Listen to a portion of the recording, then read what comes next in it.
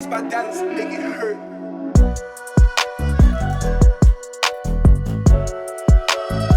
हाय everyone, good evening. जुलाई आ गया है, जून का महीना भी ख़त्म हो गया है। 11th में आए इतना टाइम हो गया है। मैथ्स में अपन ने बहुत सारे चैप्टर्स कर लिए। आज अपन जो अपना कॉम्प्लेक्स नंबर्स है, मैं नहीं जैन, आज अपन जो अपना कॉम्प्लेक्स नंबर्स है वो रैप अप करने ही वाले हैं। मतलब अभी तक मैंने आपको सब कुछ पढ़ा ही दिया था, बहुत कुछ अटेम्प्ट कर ही सकते हैं, पर वो ऐसा चैप्टर है ना यार कि उसमें जितनी प्रैक्टिस करो उतना अच्छा है। मतलब उसमें इतनी थियोरेटिकल चीज़ें हैं नहीं, आपने कॉम्प्लेक्स नंबर्स में देखा होगा, और एक्सरसाइज भी बहुत ईजी है, मतलब हद ईजी है, हुए जा रही है अपने आप, वैसा वाला सीन है। तो आज ना मैं बस एक जो आखिरी जो क्वाड्रेटिक इक्वेशन वाला पार्ट है वो बिना पढ़ाई भी आप लोग कर ही सकते हैं, आपको समझ आ ही गया होगा, पर उसे मैं थोड़ा सा बस कवर करने वाली हूँ। और उसके बाद ना मैं पूरे चैप्टर के मतलब 7-8 क्वेश्चंस कराऊंगी, जिसमें अपना पूरा चैप्टर रिवाइज हो जाएगा, ठीक है, एनसीईआरटी वाला। अब देखो ना, सीन ऐसा है, आप इंस्टाग्राम पे हमको फॉलो कर लो और टेलीग्राम का चैनल ज्वाइन कर लो। जल्दी ही हम उससे डाउट्स के लिए खोलने वाले हैं। मतलब वो 1 घंटे के लिए कुछ खुलेगा, वहाँ पे आप सब लोग अपने सारे डाउट्स पोस्ट कर सकते हो। तो वो एक बहुत अच्छा डिस्कशन का प्लेटफॉर्म होने वाला है।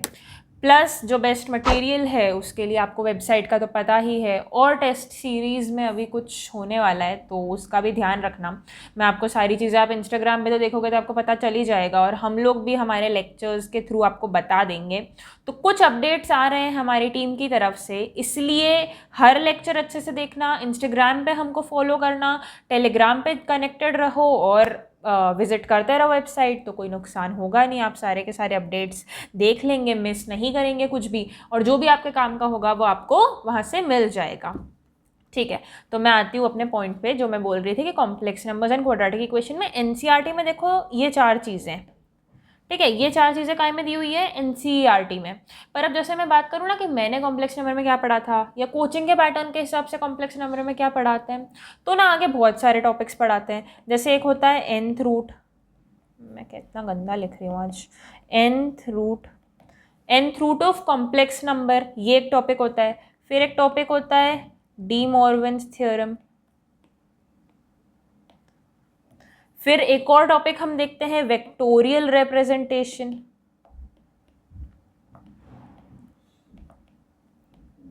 अभी वेक्टोरियल सुनते से फिजिक्स की याद आ रही होगी कि हाँ यार ये तो फिजिक्स में पढ़ा है, पर असली में वो मैथ्स का टॉपिक है। वेक्टर 3D मैथ्स का चैप्टर है, जिसका थोड़ा सा यूज ना फिजिक्स में लगता है, इसलिए फिजिक्स में बेसिक मैथमेटिक्स के नाम पे वो सारी की सारी चीज़ें जो आपको टूल्स के लिए चाहिए फिजिक्स पढ़ने के लिए, वो पहले पढ़ा दी जाती हैं। तो वही वाला वेक्टर वही है, पर उसमें आगे बहुत पढ़ना है अभी वेक्टर के बारे में। जैसे हम स्ट्रेट लाइन हमने पढ़ी थी ना, वैसे ही अभी हम पढ़ेंगे, स्ट्रेट लाइन भी हम पढ़ेंगे। कॉनिक सेक्शन एक बहुत बड़ा सेक्शन है, तो स्ट्रेट लाइन भी हम बहुत ज़्यादा अभी स्ट्रेट लाइन के बारे में सीखने वाले हैं। ग्राफ पे एक अलग ही दुनिया होती है, ग्राफिकल रिप्रेजेंटेशन में, वो हम समझने वाले हैं। और बहुत कुछ हम वेक्टोरियल फॉर्म में 3D में जाकर चीज़ें समझेंगे, देखेंगे। मतलब अगर ये प्लेन रखा हुआ है, एक ये रखा हुआ है इस जगह पर, तो इसकी भी एक इक्वेशन है इस कमरे के रिस्पेक्ट में, इस पूरे एरिया के रिस्पेक्ट में। तो काफ़ी हम मैथमेटिक्स के अंदर घुसने वाले हैं, और कॉम्प्लेक्स नंबर उससे बहुत ज़्यादा रिलेट होता है। मतलब कॉम्प्लेक्स नंबर एक वेक्टर ही है। तो ये वाला जो पूरा सिनेरियो है ये अभी आपकी समझ में नहीं आएगा, और ना ही मैं आप पे अभी थोपना चाहती हूँ। तो ये टाइम निकलते निकलते सब कवर हो जाएगा, सब कंप्लीट हो जाएगा, और बिल्कुल टेंशन वाली बात नहीं है, बिल्कुल चिंता वाली बात नहीं है वो। पर अभी अगर रेफरेंस में कहीं पे दिख जाता है वेक्टोरियल रिप्रेजेंटेशन, या कोई एक क्वेश्चन समझ ही नहीं आता है कि भैया इसमें लिखा क्या है, तो चिल आउट, इट्स ओके, उसको छोड़ दो, अभी आगे बढ़ो, और हो जाएगा वो वाला पूरा पार्ट। अभी हम देखेंगे कि जो मैथ्स की एनसीईआरटी है 11th स्टैंडर्ड की, उसमें भी वेक्टर एक बाद में चैप्टर दिया हुआ है, तो हम उस ऑर्डर से कंप्लीट करते जा रहे हैं। और कुछ टॉपिक्स, आई अग्री कि कुछ topics with the end of your 12th standard complete हो ही जाएंगे। So before you go on to proceed with your exam, आपको सब कुछ आता होगा, अगर आप सारी जो बातें फर्स्ट क्लास में बताई गई होंगी, मतलब फर्स्ट लेक्चर में, उसको फॉलो कर लेंगे। तो मतलब if you are consistent, if you are with me throughout the time, तो फिर आपको एग्ज़ाम से पहले हर एक टॉपिक अच्छे से आता होगा, ये तो हमारी गारंटी है ही सही। और प्रोवाइडेड आप वो सारी बातें फॉलो करें। And we are trying a level best here. उसके बाद मुझे एक बात क्या बोलनी थी कि याद आएगी तब बता दूंगी, ठीक है। तो अभी तो अपन स्टार्ट करते हैं। हाँ, आज की क्लास में हम कॉम्प्लेक्स नंबर्स को कंप्लीट करने वाले हैं। और कॉम्प्लेक्स नंबर्स को कंप्लीट करना तो हम पहले ही कर चुके थे, मतलब हम काफ़ी अच्छे जे लेवल के क्वेश्चंस अटेम्प्ट कर चुके हैं और हम साथ में वो चीज़ें सॉल्व कर चुके हैं। मतलब we have a proper understanding of complex numbers. पर ये चैप्टर ऐसा है ना, इसमें जितनी प्रैक्टिस करो उतना अच्छा है। कुछ मिनिमल कंसेप्ट्स थे हमारे पास, कुछ छोटी छोटी थ्योरीज थी हमारे पास, और उस पर इतने तरह के क्वेश्चंस फ्रेम हो सकते हैं कि जितने आप क्वेश्चंस करोगे उतना आपको ये चैप्टर अच्छे से पकड़ में आएगा आपकी। तो इसीलिए आज मैं सबसे जो हमारी लास्ट एक्सरसाइज थी 5.3, वो बहुत ईजी एक्सरसाइज है। वो जो पूरी एक्सरसाइज है आप खुद से अटेम्प्ट कर सकते हैं, बिल्कुल खुद से अटेम्प्ट कर सकते हैं, आपको नहीं ज़रूरत है इस लेक्चर की। पर मैं उस एक्सरसाइज के रिलेटेड एक आध दो नई बात, जो ऑब्जर्वेशंस है ऑफ कोर्स, और उसके बाद 7-8 क्वेश्चंस कराऊंगी जो हमारे पूरे कॉम्प्लेक्स नंबर को रिवाइज करवा देंगी। मतलब अभी तक जितने चैप्टर हुए थे उन सब अभी तक जितने लेक्चर्स हुए थे उन सब लेक्चर्स से आप समझो कि मैंने एक क्वेश्चन बनाया और आज हम सारे के सारे क्वेश्चंस करने वाले हैं। तो इसे आप एक शॉर्ट टेस्ट समझो कॉम्प्लेक्स नंबर का, या एक वर्कशीट समझो, या जो भी समझो। आज प्योरली प्रैक्टिस करेंगे हम, और ये आपका पूरा कॉम्प्लेक्स नंबर्स रिवाइज कराने के लिए या आपका पूरा कॉम्प्लेक्स नंबर्स चेक करने के लिए बहुत अच्छा लेक्चर है। So don't miss out on it. Go press the bell icon and the like button और सब्सक्राइब कर दो। और अब मैं आगे बढ़ती हूँ, कॉम्प्लेक्स नंबर्स की प्रैक्टिस में स्टार्ट करती हूँ। तो उससे पहले मैंने बोला था कि जो लास्ट एक्सरसाइज है उसके बारे में मैं कुछ बता दूंगी। तो लास्ट एक्सरसाइज में हम क्वाड्रेटिक इक्वेशन वाला पार्ट देखते हैं। अब क्वाड्रेटिक इक्वेशन क्या है? एक पॉलिनोमियल इक्वेशन है। और पॉलिनोमियल इक्वेशन के बारे में हमको एक चीज पता थी कि अगर पॉलिनोमियल इक्वेशन की डिग्री n है तो उसके रूट्स कितने होंगे? n। मतलब अगर एक पॉलिनोमियल इक्वेशन है x+1 इज इक्वल टू 0, तो इसका एक रूट होगा x इज इक्वल टू -1। अगर एक पॉलिनोमियल इक्वेशन है x² plus 5x plus 6 is equal to 0, तो इसके रूट्स क्या होंगे? x is equal to 2 and 3 -5x, sorry. तो इसके रूट्स क्या होंगे? 2 and 3। वैसे अगर एक इक्वेशन आ जाती है x³ और समथिंग समथिंग, तो उसके कितने रूट्स होंगे? उसके रूट्स होंगे 3। अब वो रूट्स सेम होते हैं कि डिफरेंट होते हैं? वो रूट्स रियल होते हैं कि इमेजिनरी होते हैं? वो रूट्स 0 होते हैं कि कोई और नेचुरल नंबर होते हैं? ये सब कुछ डिपेंड करता है उस इक्वेशन के कोएफिशिएंट्स के रिलेशन पे। जैसे कि अब मैं आती हूँ क्वाड्रेटिक इक्वेशन पे। क्वाड्रेटिक इक्वेशन क्या होती है? ax² plus bx plus c। तो इस जगह पे हम 3 चीजें पढ़ चुके थे, real and distinct, real and same, और इमेजिनरी। तो यहाँ पे रूट्स तो हमें 2 ही मिलेंगे, क्योंकि ये क्वाड्रेटिक इक्वेशन है इसलिए उसके रूट्स 2 होंगे ही सही कंपल्सरीली। पर अब वो 2 जो रूट्स हैं वो रियल और अलग अलग होंगे, या फिर रियल और सेम होंगे, या फिर दोनों के दोनों रूट्स इमेजिनरी होंगे।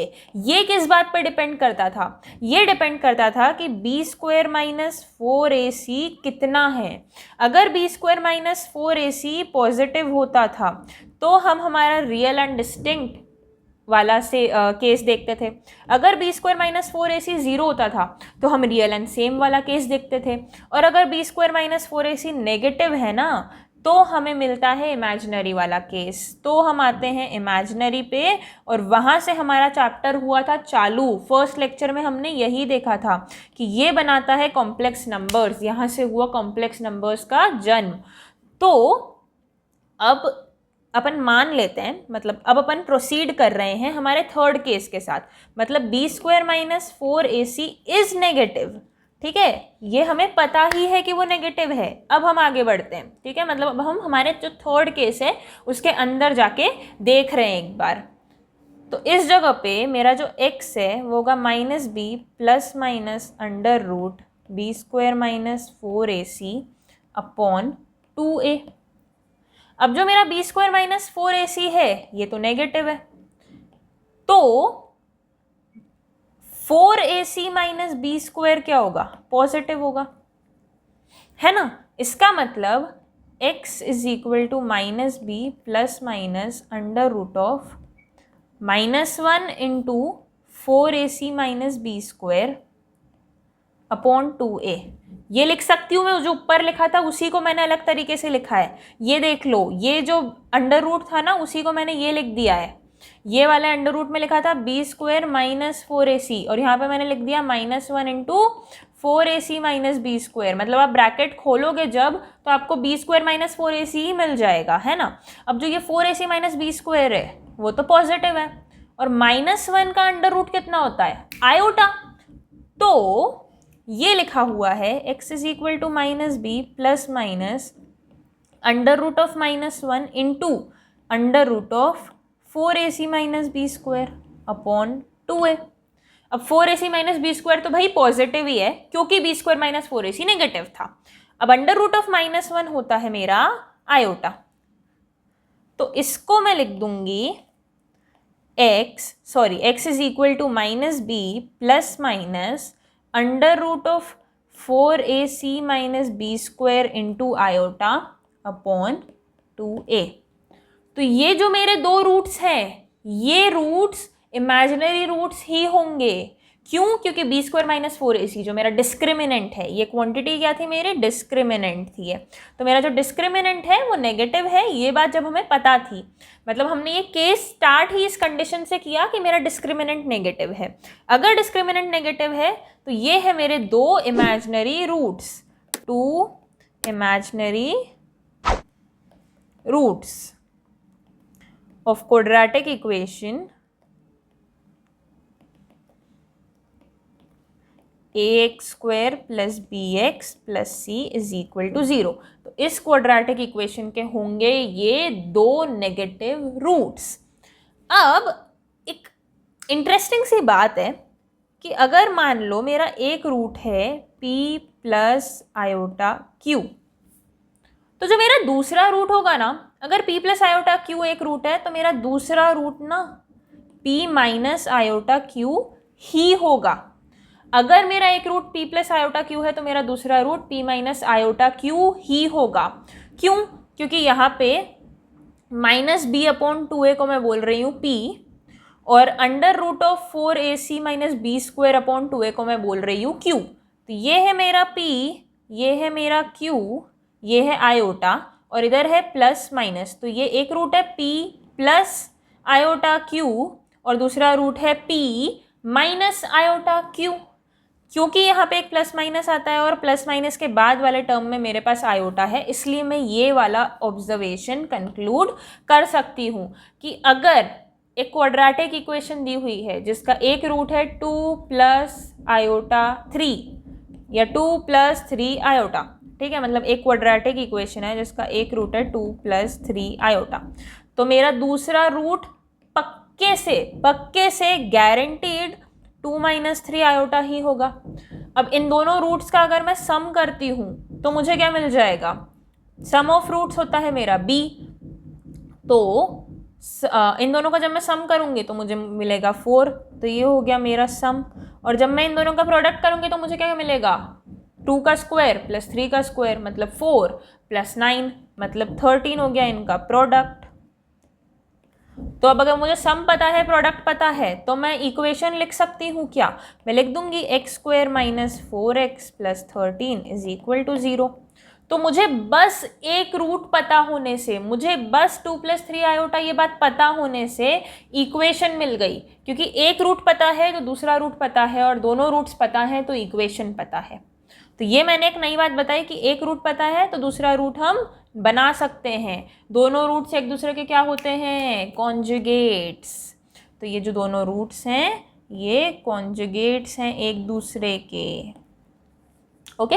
और यही वाली बात हम इधर भी देख सकते हैं कि जब हमारे इरेशनल रूट्स होते हैं, मतलब अगर हमारा एक रूट है p plus root q form का, तो हमारा दूसरा रूट अपने आप p minus root q form का होता है, क्योंकि जो मेरा a, b और c है ये तो तीनों रियल नंबर्स है ना, ये तो तीनों रियल रैशनल नंबर्स है ना। रैशनल तो नहीं कहना चाहिए, बट ये तो तीनों रियल नंबर्स हैं, मतलब मैं आयोटा ए बी और सी में आने नहीं दे सकती। तो मेरा सम ऑफ रूट्स और प्रोडक्ट ऑफ रूट्स हमेशा प्योरली रियल आना चाहिए, इसीलिए दोनों रूट्स एक दूसरे के कॉन्जुगेट होना ज़रूरी है। तो ये बात अगर आपकी समझ में आती हो, पल्ले पड़ी तो ठीक, नहीं पड़ी तो कोई बात नहीं, ठीक है।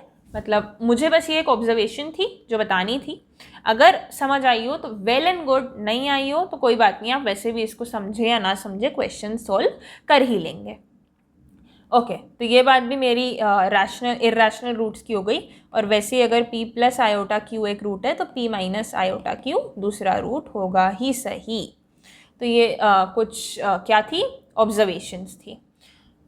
तो यहाँ पे मैंने अपनी जो 5.3 एक्सरसाइज है उसका कुछ टॉपिक कवर किया, और अब मैं नॉन स्टॉप क्वेश्चंस करवाने वाली हूँ। और आज अपन जो अपना complex number and quadratic equation chapter था उसको रिविजन प्लस प्रैक्टिस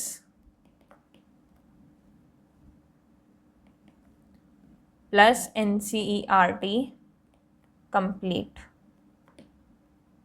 करने वाले हैं। और रही बात अपार्ट फ्रॉम NCERT कंसेप्ट्स की, तो वो आप अभी नहीं समझ सकते हैं और वो आपको विद टाइम मिल जाएगा, ठीक है। जैसे आप वेक्टर 3D करेंगे आपको वेक्टोरियल रिप्रेजेंटेशन बता दिया जाएगा, और जो मैंने यूलर्स फॉर्म पढ़ा दिया था वो वैसे भी एक्स्ट्रा चीज़ें थी।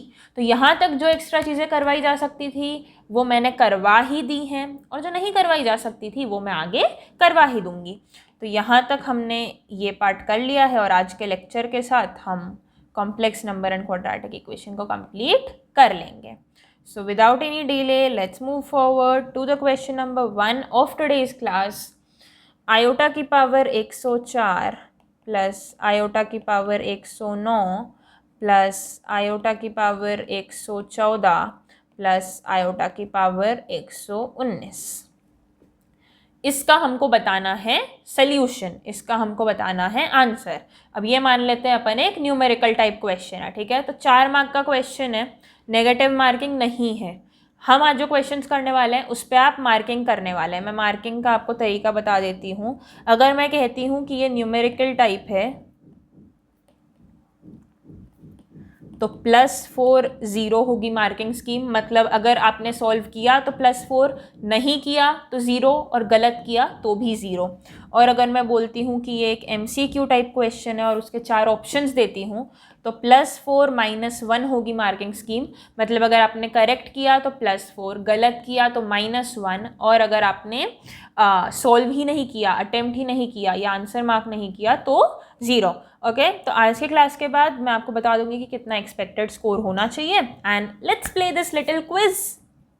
Okay, so in this question आप लोग फटाफट वीडियो पॉज करके ही सॉल्व करेंगे, नो चीटिंग हियर।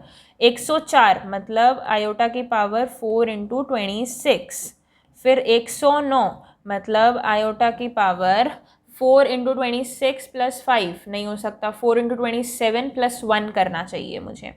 तो 4 × 27 + 1 प्लस आयोटा की पावर 114, 114 नहीं होगा, 112 + 2 मतलब 4 × 28 + 2, और आयोटा की पावर 119, 119 मतलब कितना होगा, आयोटा की पावर 4 × 112 के बाद आएगा 116, मतलब 4 × 29 + 3। तो ये मुझे क्या दिख रहा है, इधर मैं क्या फॉर्मूला यूज़ करने वाली हूँ, आयोटा की पावर 4n + r = आयोटा की पावर r, जहाँ पे जो मेरा r है वो होगा 0, 1, 2 या फिर 3। तो ये वाला फॉर्मूला यहाँ पे यूज़ करते से मुझे मिलेगा आयोटा की पावर 0 + आयोटा की पावर 1 + आयोटा की पावर 2 + आयोटा की पावर 3। और ये कितना होता है, आयोटा की पावर 0 इज़ 1, आयोटा की पावर 1 इज़ आयोटा, आयोटा की पावर 2 इज़ -1, एंड आयोटा की पावर 3 इज़ माइनस आयोटा। तो ये कितना होता है, ये होता है 0, ये होता है 0। तो जो करेक्ट आंसर है इस क्वेश्चन का, question number 1, the correct answer is 0। question number 1, the correct answer is 0. Okay, so let's move on to the second question.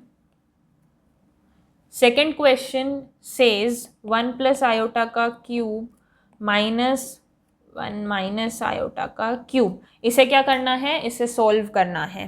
तो चलो इसे सॉल्व कर लेते हैं. कौन सी आइडेंटिटी यूज़ करने वाले हैं हम यहाँ पे? a प्लस बी का होल क्यूब और a माइनस बी का whole cube. a plus B का होल क्यूब होता है a cube plus B cube plus 3ab into A plus B, और a माइनस बी का होल क्यूब होता है a cube plus B a cube minus B cube minus 3ab into A minus B. अब जब हम इन दोनों को subtract करेंगे, क्या करना है हमको? क्वेश्चन के हिसाब से सब्ट्रैक्ट करना है. तो लेट्स सब्ट्रैक्ट इट. सब्ट्रैक्ट करने पे मुझे क्या मिल जाएगा? मुझे मिलेगा 2b cube plus 6a square B.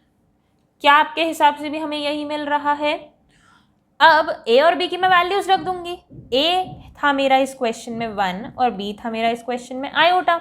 It is very easy. 2 into iota का क्यूब. आयोटा का क्यूब कितना होता है? Minus iota. और 6 इंटू 1 का स्क्वायर 1 इंटू आयोटा. तो ये मुझे क्या मिल गया? 6 iota minus 2 iota which is 4 iota.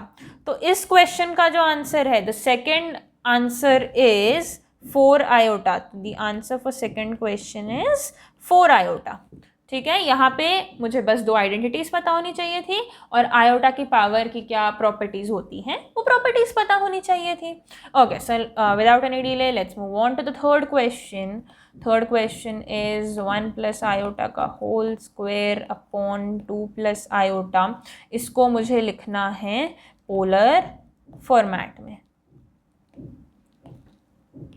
ठीक है, पोलर फॉर्मेट क्या होता है आप लोगों को अच्छे से ध्यान होना चाहिए था. पोलर फॉर्मेट आर और थीटा ये दो पैरामीटर्स यूज़ करता है, और R times cos theta plus iota sine theta. जब हमें कॉम्प्लेक्स नंबर को इस फॉर्म में लिखते हैं तो वो बन जाता है हमारा पोलर फॉर्मेट. ओके, तो सबसे पहले तो मेरे हिसाब से हमें इसे क्या करना चाहिए? कॉन्जुगेट से मल्टीप्लाई डिवाइड यानी कि सिंप्लीफाई करना चाहिए.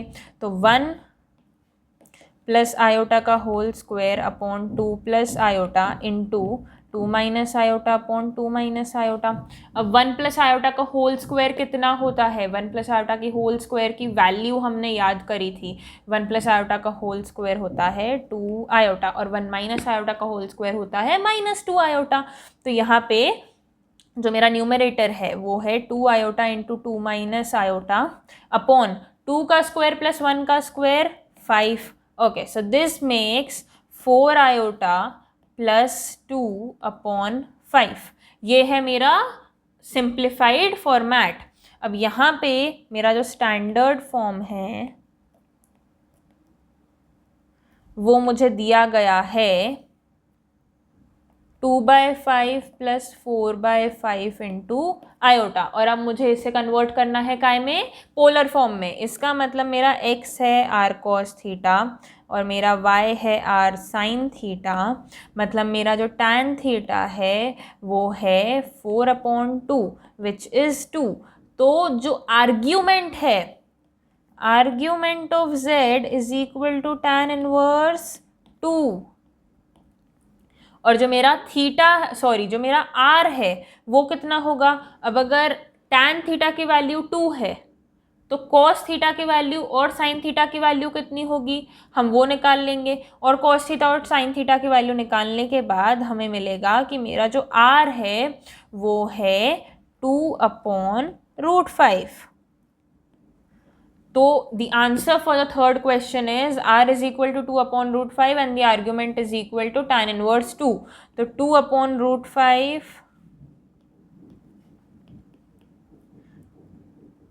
कॉमा tan inverse 2 ये है मेरे दोनों पैरामीटर्स. तो यहाँ पे आप पोलर फॉर्मेट में लिखने की बजाय बस मॉड्यूलस और आर्ग्यूमेंट बता दीजिए. यहाँ पे आप बस मॉड्यूलस और आर्ग्यूमेंट बता दीजिए and this question would be considered solved. तो यहाँ पे बस मॉड्यूलस एंड आर्ग्यूमेंट क्योंकि tan इनवर्स 2 को भी हम cos के अंदर रख सकते हैं, मतलब cos ऑफ tan इनवर्स 2, अभी आप थोड़ा जब इनवर्स ट्रिग्नोमेट्री पढ़ लेंगे तो वो बेटर होगा लिखना, इसलिए अभी मैं क्वेश्चन को यहीं पे रेस्ट्रिक्ट करती हूँ। और मॉड्यूलस और आर्ग्यूमेंट अगर आपने सही निकाल लिया है, which is 2/√5 and tan inverse 2, तो कंसिडर इट डन, कंसिडर कि आपका आंसर करेक्ट है। Okay, so now the fourth question, x plus 1 upon x plus 2 is equal to 2x plus 3 upon x plus 4। यहाँ पे हमें निकालना है x। ओके, तो सबसे पहले तो मुझे लगता है कि मुझे क्रॉस मल्टीप्लाई ही करना चाहिए, तो x plus 1 into x plus 4 is equal to 2x plus 3 into x plus 2। तो ये बन जाएगा x square plus 5x plus 4 is equal to 2x square plus 4 plus 3 7x plus 6। Okay, now थोड़ा सा इसको असेंबल कर लेते हैं, सिस्टमैटिक कर लेते हैं। x square plus 2x plus 2 is equal to 0। ये है मेरी क्या, क्वाड्रेटिक इक्वेशन। याद आया, ये तो अपन ने इसी क्लास में पढ़ा है कि ये क्वाड्रेटिक इक्वेशन है। इसका मैं d निकाल के देखती हूँ, बी स्क्वायर माइनस 4ac, मतलब 4 माइनस 4 इंटू 2 8, तो ये तो कितना है, -4 है मेरा d, तो मतलब मेरा d नेगेटिव है, तो इसके जो दो रूट्स आने वाले हैं ना, वो इमेजिनरी आने वाले हैं, वो कॉम्प्लेक्स आने वाले हैं। ठीक है, तो मेरे जो दो रूट्स होंगे वो होंगे -b मतलब -2 plus minus under root of -4, क्योंकि d की वैल्यू -4 है, अपॉन 2a मतलब 2। अब रूट ऑफ ये दो 2 कितने अलग अलग तरीके के 2, तो जो अंडर रूट ऑफ -4 है, अंडर रूट ऑफ -4 को मैं क्या लिख सकती हूँ, आयोटा टाइम्स रूट ऑफ 4, या फिर 2 आयोटा प्लस माइनस 2 आयोटा भी अगर आप लिख रहे हैं तो बहुत समझदारी की बात है, पर इधर ऑलरेडी हम जो फॉर्मूला यूज़ करते हैं उसमें हमने प्लस माइनस डाल के ही रखा है, ताकि आप लोग भूल ना जाएं, या वो एक जनरल हमने डाल के ही रखा है, इसलिए √4 को डायरेक्टली 2 लिखेंगे तो काम बन जाएगा, क्योंकि इधर प्लस माइनस है और वो प्लस माइनस रूट खोलने वाला ही प्लस माइनस है, और कोई प्लस माइनस नहीं है, तो एक प्लस माइनस ऑलरेडी है, आपने भी प्लस माइनस लगा दिया, हमने 4 आंसर निकाल लिए। ऐसा काम नहीं करना है हमको। तो इस जगह पे तो मैंने कौन सी बात यूज़ करी कि root of -a is equal to iota times root है, तो ये बात यूज़ करके मुझे मिल गया कि मेरा जो प्लस माइनस रूट ऑफ -4 है उसे मैं लिख सकती हूँ प्लस माइनस 2 आयोटा। तो x is equal to -2 plus -2 iota upon 2, मतलब x is equal to -1 plus minus iota. मिल गए ना दो आंसर्स, एक है p plus iota Q form का और एक है p minus iota Q form का। -1 प्लस आयोटा -1 माइनस आयोटा, तो p plus iota Q and p minus iota Q. ठीक है, this is the answer for fourth question. Fourth question का answer है -1 प्लस माइनस आयोटा। बस, अब मैं आती हूँ यहाँ से फिफ्थ क्वेश्चन पे, 3 minus 4 iota into x plus iota y is equal to 1। ठीक है, तो यहाँ तक के जितने भी क्वेश्चन थे वो आप मानोगे सब्जेक्टिव टाइप थे, तो उस पर +4 0 वाली मार्किंग करना। और इसके मैं आपको 4 ऑप्शंस दे देती हूँ, इसके हमको x और y की वैल्यू निकालनी है। तो option A is x is equal to 3/25, y is equal to 4/25, B option is x is equal to 4/25 and y is equal to 3/25, C option is x is equal to 9/25 and y is equal to 16/25, and the D option is x is equal to 16/25 and y is equal to 9/25। तो ये है मेरे 4 options इस question के, इसलिए इसकी marking scheme होगी +4 -1। Okay, so let's solve it. मुझे बस क्या करना है, इसको करना है कंपेयर। तो सबसे पहले तो मैं कर देती हूँ bracket open, 3 times x plus iota y minus 4 times x plus iota y times iota is equal to 1, तो it becomes 3x plus 3y iota minus 4 iota x plus 4y is equal to 1। यहाँ तक बात समझ आ गई होगी, अगर नहीं आई है तो इसे अच्छे से खुद नोटबुक में सॉल्व करके ब्रैकेट ओपन करके देख लेना, कोई सिले मिस्टेक नहीं हो जाए। यहाँ पे मैं 3x प्लस 4y माइनस 1 को एक ग्रुप बना देती हूँ और 3y minus 4x times iota को दूसरा ग्रुप बना देती हूँ इज इक्वल टू 0। इसका मतलब मुझे मिल गई दो इक्वेशंस, एक मिल गई 3x plus 4y minus 1 is equal to 0, कैसे मिली, real part is equal to 0 करने से, और दूसरी मुझे मिलेगी imaginary part is equal to 0 करने से, और दूसरी मुझे मिल गई 3y minus 4x is equal to 0। तो अब मैं इसको इसमें पुट करना समझदारी समझती हूँ। हमें किन तरीक़ों से लीनियर इक्वेशन है 2 वेरिएबल सॉल्व करना है ये तो हम पिछले साल सीख ही चुके हैं। तो यहाँ पे फालतू 5 मिनट बर्बाद करना पेपर के बीच में ये कोई समझदारी नहीं है। आपको y is equal to 4/3x को ऊपर वाली इक्वेशन में पुट कर देना चाहिए। तो ये बन जाएगा 3x plus 16x/3 minus 1 is equal to 0. So this becomes 9 plus 16 25/3x is equal to 1, मतलब x is equal to 3/25 and similarly y is equal to 4/25, मतलब x is equal to 3/25 को फिर से मैं इधर पुट कर दूंगी तो मुझे मिल जाएगा y is equal to 4/25। तो इस क्वेश्चन के आंसर है x is equal to 3/25 and y is equal to 4/25 which is the option number A। तो option number A is the correct option। अगर आप लोगों ने ऑप्शन नंबर A किया है तो आप खुद को +4 देंगे, अगर B, C या D कुछ किया है तो -1 देंगे, और अगर कुछ भी नहीं किया है तो 0 देंगे। But this was easy question, ये अटेम्प्ट कर ही लेना चाहिए था। Now in the 6th question, अब 6th question says कि 1/2 iota into z minus z का कॉन्जुगेट ये किसके इक्वल है। ए ऑप्शन है हमारा imaginary part of z plus z conjugate के, दूसरा ऑप्शन है हमारा इमेजिनरी पार्ट ऑफ z के, तीसरा ऑप्शन है हमारा imaginary part of z conjugate के, और चौथा ऑप्शन है हमारा रियल पार्ट ऑफ z के। मैं जो ए ऑप्शन है उसको थोड़ा सा अमेंड करना चाहती हूँ।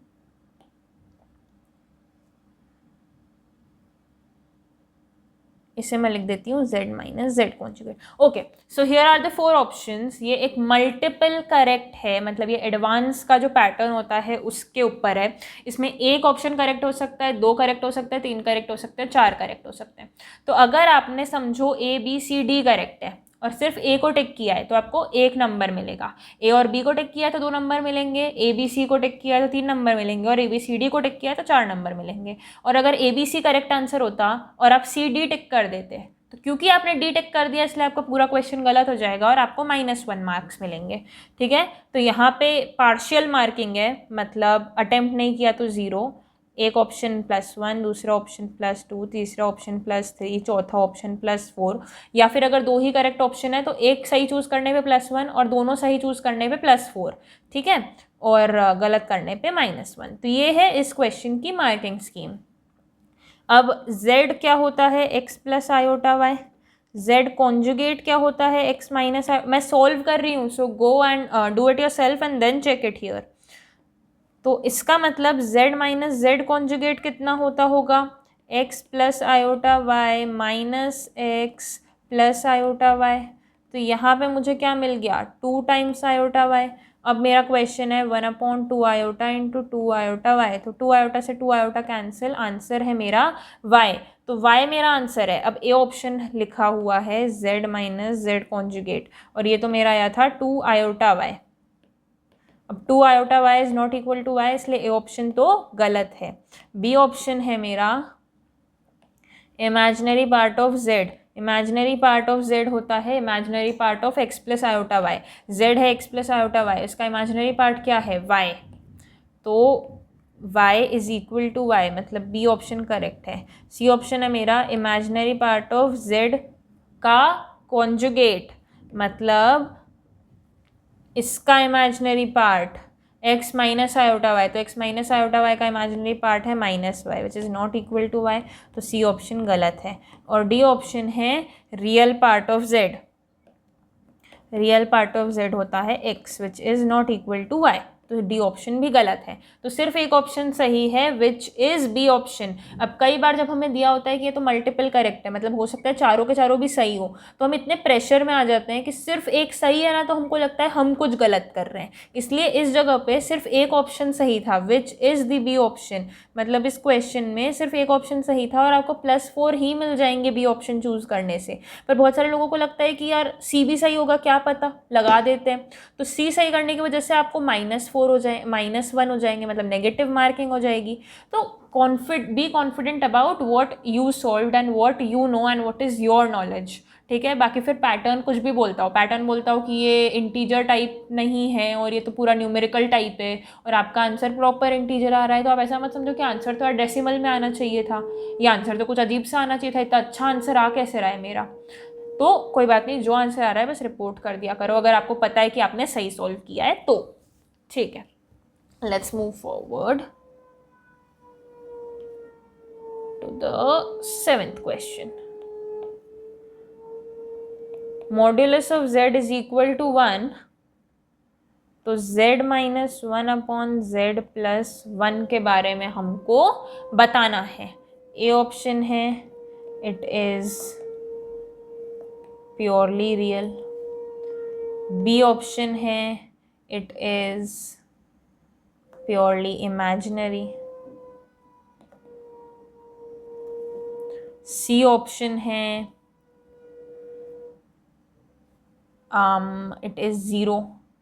ज़ीरो तो खैर प्योरली रियल ही होता है, मैं ऑप्शन अभी बना रही हूँ ना इसलिए थोड़ा सा ऐसा हो रहा है। सी ऑप्शन में कह देती हूँ इट इज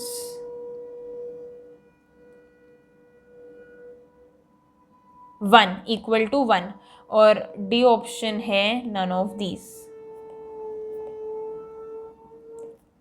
ठीक है। तो ये है मेरे 4 ऑप्शंस। अब ये बात मैं एक बार पहले ही बोल चुकी थी कि नन ऑफ दीज ना होता नहीं है यूजुअली आंसर, इसलिए जब नन ऑफ दीज आ रहा होता है तो बहुत डाउट होता है कि कुछ सही तो किया है ना मैंने, मतलब कुछ गड़बड़ तो नहीं कर दी मैंने। तो नन ऑफ दीज आ रहा है तो एक और बार चेक कर लिया करो, फिर भी नन ऑफ दीज आ रहा है तो कॉन्फिडेंट रहा करो और मार्क कर दिया करो, ठीक है। तो फिर से एक MCQ टाइप क्वेश्चन, इसे हम सॉल्व करते हैं। Modulus of z is equal to 1 दिया है, मतलब under root of x square plus y square is equal to 1 दिया है, मतलब x square plus y square की वैल्यू 1 दी हुई है। ये है मेरी गिवन इन्फॉर्मेशन, ये है मेरी गिवन इन्फॉर्मेशन। और अब मुझे निकालना है z minus 1 upon z plus 1। अब z minus 1 upon z plus 1 होता है x plus iota y minus 1 upon x plus iota y plus 1। ये कुछ कंस्ट्रक्शन एक्टिविटीज़ चल रही है, so don't think about the weird noises और the source of these weird noises. x minus 1 plus iota y upon x plus 1 plus iota y, ये हो गए मेरे 2 कॉम्प्लेक्स नंबर्स जो हैं डिवीजन में, मतलब मुझे इसके कॉन्जुगेट से क्या करना है, मल्टीप्लाई एंड डिवाइड। तो this brings me to the point x minus 1 plus iota y upon x plus 1 plus iota y into x plus 1 minus iota y upon x plus 1 minus iota y. तो जो मेरा numerator है अब उसे देखो मैं लिख रही हूँ x plus iota y minus 1, ये है मेरा एक टर्म, और दूसरा टर्म मैं लिख रही हूँ x minus iota y minus 1। ये a plus B into A minus B form का बन गया ना। अभी एक एक ब्रैकेट कहाँ तक हम सॉल्व करते या पूरा हम अच्छे से कहाँ ओपन करते, तो हमने इधर लगा दिया आइडेंटिटी, और डिनोमिनेटर मेरा होगा x प्लस 1 का स्क्वायर प्लस y का स्क्वायर, तो ये बन जाएगा x square minus iota y minus 1 का होल स्क्वायर